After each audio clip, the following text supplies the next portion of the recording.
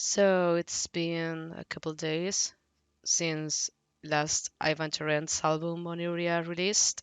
Some of you probably already read my post on Facebook, but I considered I need to do this video for the ones who don't follow me on Instagram or Facebook or Twitter. So if you don't, please follow me. You have all my media links below.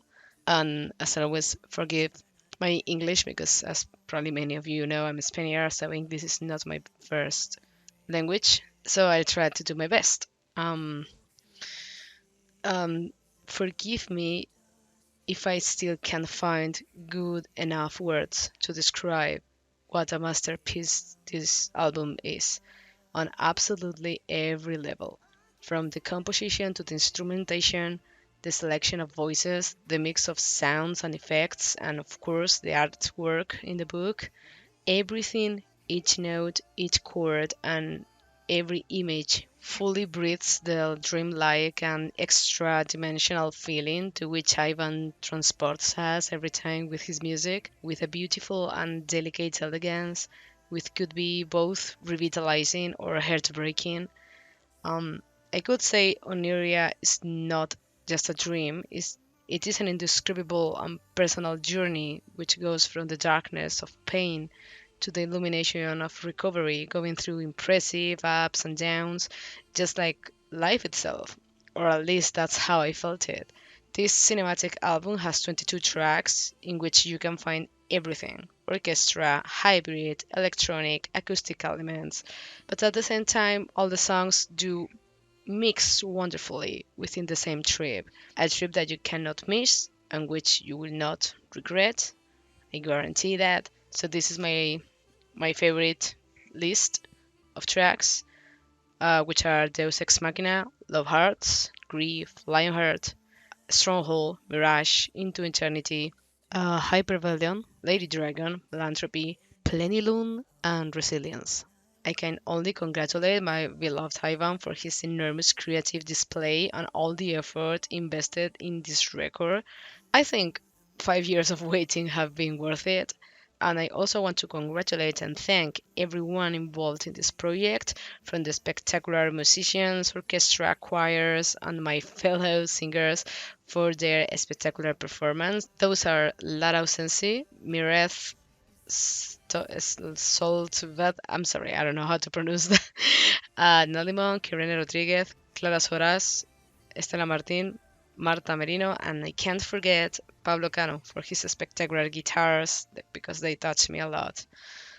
So, okay, I guess now it's time to talk about the hardest part. Um, some probably are wondering, in fact, some of you already asked me privately, why do I appear in Onyria's credits and nevertheless I don't actually sing in any song? Well, first of all, I want to clarify that Ivan counted on me from the beginning for his album. So, out of respect, I won't say what song I was supposed to sing on, but I do want to emphasize that he saved a space for me on his album from the very first minute. In fact, he contacted me to explain his project and we recorded the track. However, during the post production phase, we simply realized that the song didn't work with my voice. I can't explain a specific reason. I could justify myself by saying that it partially was because my mental vocal state, wasn't not even near to my 100% due to my personal situation at the time of the recording. That somehow interfered with my performance, but the truth it is that it was an accumulation of things that didn't quite came together. You must understand this is something that happens very often in creative processes. After all, each creator, artist, composer has a very clear idea of what they want for their works, and sometimes you can think that something is gonna work perfectly in your mind, and when the time comes, it doesn't. The reasons can be very diverse, but at the moment of truth, it's the creator who has to be satisfied with his own work and feel proud of it, and even more in such a personal work as Onyria is. So when Ivan wasn't sure of the outcome, of course I told him to do what he felt he was right, even if that meant that I wouldn't appear on Onyria as a singer. This same thing happened to us before a few years ago with another song that Ivan didn't include on Immortality's album. And that's why I ended up singing on Afterlife instead. Unfortunately, this time we didn't have time enough to think or figure out another song for Onyria. It was hard for both of us, of course, but I trust his judgment 100%. And I know that he wouldn't have made that decision if he had had a choice. And I assure you, we tried by all means, but in the end, it just couldn't be.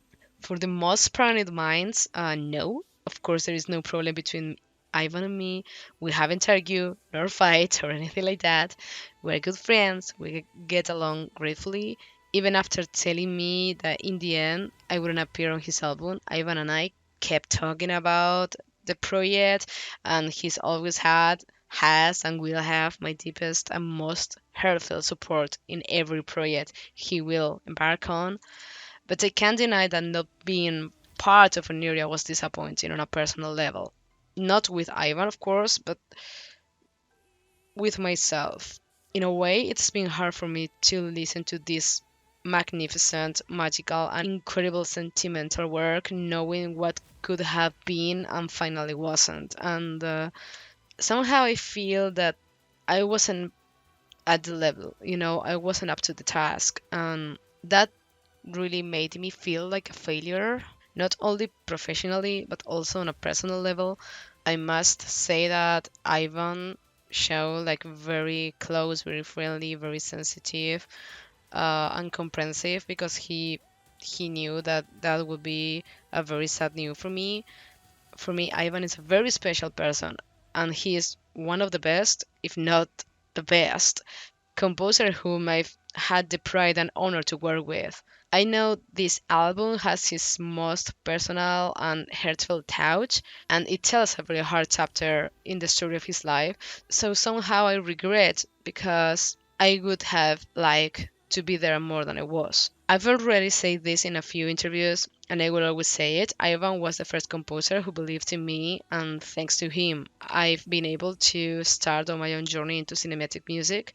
I owe him a lot of where I am today. I will always be eternally grateful to him for that. That's something that will never change. So just because my voice isn't present in this chapter of his musical story, it doesn't mean that we won't be doing more music together in the future. So I guess I can say that my trip through Onyria has also been cathartic for me in the sense of being able to release those emotions that we adults strive to cover with professionalism and integrity, but in the end they hurt us and we feel them like children. So after breaking down in tears with Low Hearts, I've been able to experience how the album rises and rises in emotion until it recovers and gives in some way renewed hope at the end.